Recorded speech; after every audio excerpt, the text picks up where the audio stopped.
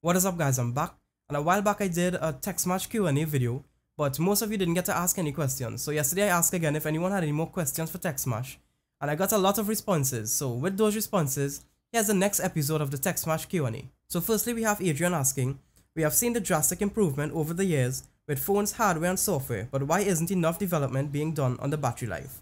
So I think companies are more focused on features and performance rather than battery life, but I'm sure there are companies out there who are working on new battery life technology, but we just haven't heard of them yet. But if you want a phone with really good specs and really good battery life, feel free to check out the new Ellie phone with its over 5000 mAh battery. And if you've never heard about it or never seen it before, I'll leave some links in the description where you can check it out.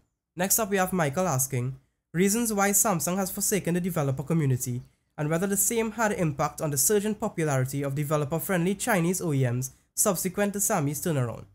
So I have no idea why Samsung actually stopped supporting the developer community as much. But this is one of the main reasons I don't use Samsung devices anymore. So I had the Galaxy S4, the Exynos model, and there were actually no AOSP ROMs for the Exynos model of the Galaxy S4, so I ended up selling it, and since then I've basically moved away from Samsung devices in general.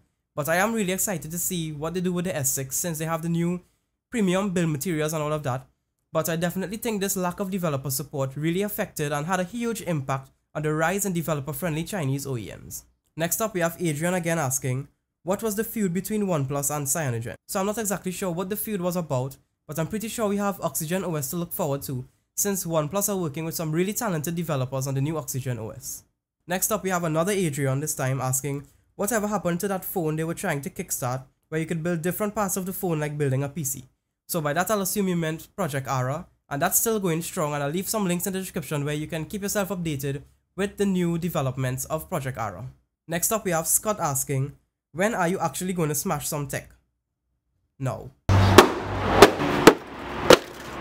Up next we have Javan asking, when are you going to upgrade your daily driver and to what? So currently my daily driver is the Nexus 5, and I haven't really seen anything that made me want to move away from my Nexus 5 as yet. But I'm really excited for the new upcoming HTC One M9, so if it impresses me, I'm pretty sure that will be my next upgrade and it will probably be my daily driver for a really long while. Next up we have Terrell Branch asking, do you ever intend to branch over into computer hardware? So currently I don't have any plans of branching over into computer hardware, but if something comes out that really impresses me, then I have no problem branching over into it a little bit, just maybe for that specific piece of equipment that impresses me. But for right now my heart is in consumer electronics, but things can always change. Next up we have Philip from Roman Technology, and if you don't know who that is, I'll leave his link in the description. He makes awesome videos as well. A thin device, good battery life, high-res 1080p and up display. You can only choose two. Which would you choose?